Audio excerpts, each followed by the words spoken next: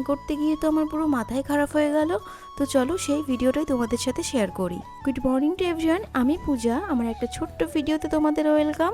আর আজকেও আমি সকালে রান্না করিনি, আমার শাশুড়ি মাই করেছিলেন, তো সেই কারণে রাত্রিবেলা থেকে তোমাদের সাথে ভিডিওটা শেয়ার করছি। আর এখন আমাকে এগুলো সব ধুয়ে রাখতে হবে, চিকেনটাও রান্না করতে হবে, রুটিও করতে হবে। তো চলো এগুলো সব টুকটুক করে নিই তোমাদের সাথে কথা বলতে বলতে। আর এখানে সৌরভ একটু চিকেনও নিয়ে এসেছিলো, এই চিকেনটাই আমি এখন রান্না করব রাত্রের জন্য। আর আগেই আমি আটাটা মাখিয়ে রেখেছি, এখানে রুটি বানিয়ে নেব। তো তার আগেই ভাবলাম চলো আগে চিকেনটা রান্না করে নিই। আলুটা কিছুক্ষণ আগে ভেজে তুলে রেখেছি। আর এখন মোটামুটি 9টা বেজে গেছে, একটু টিভি দেখছিলাম চা খাওয়ার সাথে সাথে, তো সেই কারণে একটু দেরি হয়ে গেল। এখন আমি গোটা কিছু মশলা তেলে দিয়ে দেওয়ার পর কিছুটা পেঁয়াজ কুচি দিয়েছি। আর আজকে আমার ফোনে বেশ প্রবলেম হচ্ছিল, তো সেই কারণে আমি ভিডিওই করতে পারছিলাম না। আর এত গরমের মধ্যে রান্না করতে করতে আমার আজকে প্রচণ্ড রাগ হয়ে যাচ্ছিল।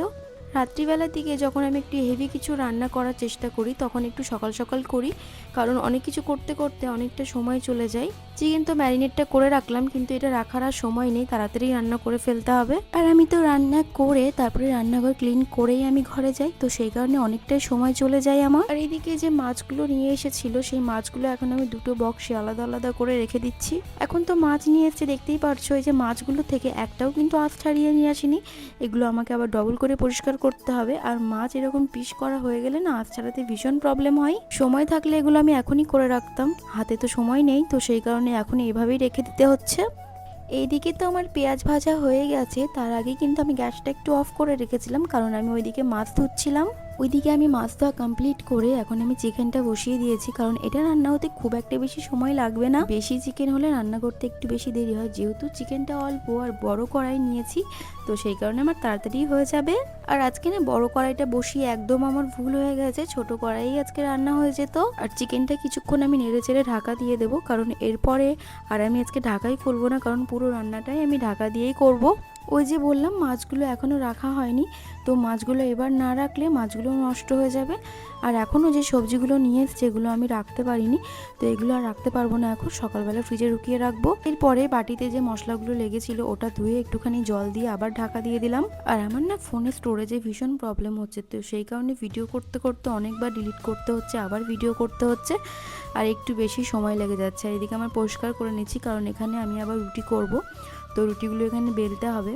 আর এখানে আগে তাওয়াটা বসিয়ে দিলাম যাতে একটু গরম হয়, তাড়াতাড়ি রুটিগুলো করতে পারি। আর আজকে সবগুলো কিন্তু শাশুড়ি মা কেটে দিয়েছিল, তারপরেও আমার আজকে রান্না করতে একদমই ভালো লাগছিল না। রুটি আর চিকেন করতে গেলে বেশি একটু কষ্ট হয়ে যায়, ভাত করলে কিন্তু এতটা কষ্ট হয় না।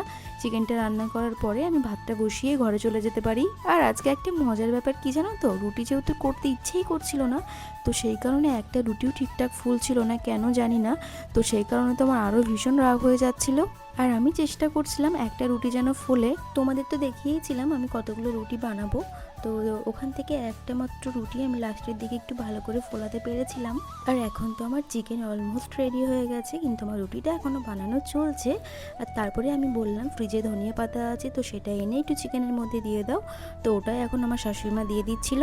এই যে দেখতে পাচ্ছ এই রুটিটা কিন্তু বেশ ভালোভাবে ফুলেছে, আর এটাই আমার শেষ রুটি ছিল আজকে।